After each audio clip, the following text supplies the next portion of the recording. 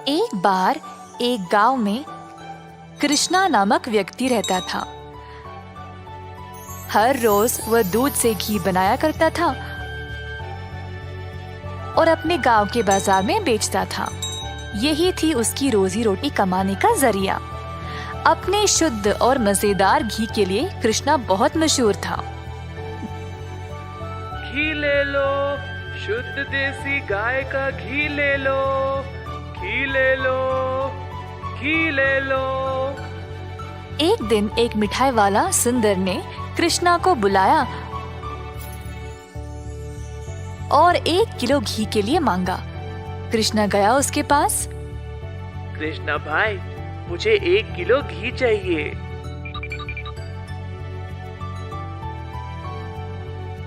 कृष्णा घी को तोलने लगा। जब सुंदर ने देखा कि घी कितना शुद्ध था, तो वह अपने आप को रोक ही नहीं पाया। सुंदर ने और घी लेने का निर्णय लिया। रुको कृष्णा, मुझे तुम 1 नहीं 2 किलो घी दे देना। पता नहीं बाद में बचेगा या नहीं।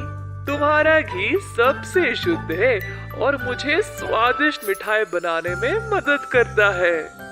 ओ बढ़िया जी, धन्यवाद सुंदर साहब। ये लो आपके 2 किलो घी। सुंदर ने खुशी से घी लिया और फिर दोनों अपने अपने रास्ते चले गए। जैसे कृष्णा चलता गया, गांव के लोग उसको एक एक करके घी खरीदने बुला रहे थे। दोपहर तक सारी घी बिक चुकी थी, क्योंकि वो घी था ही इतना स्वादिष्ट। अपनी कमाई लेकर कृष्णा अपने भाई कुशल के पास दूध खरीदने गया, ताकि वह अगले दिन के लिए और घी बना सके।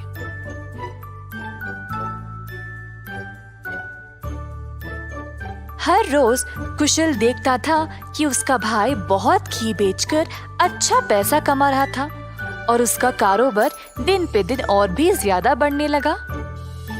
भाई, मुझे 5 लीटर दूध चाहिए घी बनाने के लिए। ओह, अभी तो मेरे पास नहीं है 5 लीटर। क्यों ना तुम शाम को आ जाओ, मैं तुम्हारे लिए बाजू में रखूंगा। कृष्णा के निकलने के बाद कुशल की पत्नी उसके लिए पानी लेके आई। देखा कमला, कृष्णा की तो किस्मत ही बदल रही है। दोपहर में ही इसने सारी घी बेच डाली और दूध के लिए वापस आया था। आप तो सारा दूध इनको ही दे देते हो ना, क्यों ना इस बार आप दूध में थोड़ा सा पानी मिला के दो। इस तरह हम भी ज्यादा पैसा कमा सकते हैं। कुशल ने अपनी पत्नी की बात मान ली और शाम को जब वह गाय से दूध निकालने गया, तो उसने दूध में पानी डालकर कृष्णा के लिए बाजू में रखा। अब कुशल रोज यही करने लगा। धीरे धीरे वह पानी की मात्रा और भी बढ़ाने लगा। अब कृष्णा इस बात से अनजान समझ नहीं पाया कि उसकी घी की शुद्धता दिन पे दिन कम क्यों होती जा रही। इस वजह से उसके बहुत सारे ग्राहक भी कम होते गए। अब कृष्णा दूध की गुणवत्ता को जांचना चाहता था, तो उसने दही जमाया। जब दही जमा, तो उसने ऊपर इतना सारा पानी देखा। शायद गाय की सेहत ठीक नहीं है, इसीलिए अच्छा दूध नहीं दे रही होगी। मैं कुशल को ये बात बोलता हूँ। जब कृष्णा कुशल के घर गया, तो उसने अपने भाई और उसकी पत्नी को दूध में पानी मिलाते हुए देख लिया। अब उसको समझ आ गया कि उसकी घी की शुद्धता इतनी कम क्यों हो गई थी। ना जानते हुए कि वह क्या करे और बिना कुछ कहे कृष्णा वहां से निराश होकर चला गया। अब कृष्णा ने अपनी कमाई से 2 गाय खरीदे और खुद दूध निकालना शुरू किया। अब फिर से कृष्णा अच्छी वाली शुद्ध घी बनाने लगा। कृष्णा ने अपनी एक छोटी सी दुकान खोल ली, जहाँ पे वो शुद्ध देसी घी बेचने लगा। उसी समय सुंदर उसके पास आया और बोला, हाय कृष्णा, पिछले कुछ दिनों से घी कुछ ठीक नहीं है। मेरे मिठाइयों के लिए अच्छे ग्राहक थे, केवल आपकी शुद्ध घी की वजह से। उम्मीद है अब आप अच्छा घी बना रहे हो। मैं चाहता हूँ कि मेरे ग्राहक वापस आ जाए। आप ये 2 गाय देख रहे हो, ये मैंने ही लाए हैं अब खुद दूध निकालने।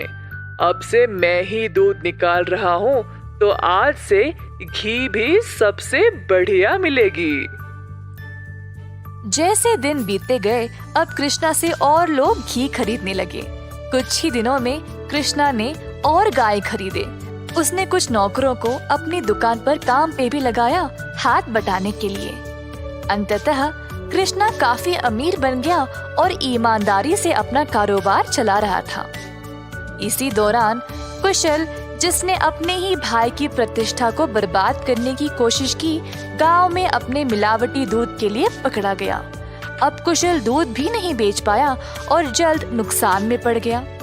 उसे समझ नहीं आया कि अब वह क्या करे। कुशल को अपनी गलती का एहसास हुआ और अपने भाई से माफी मांगने गया।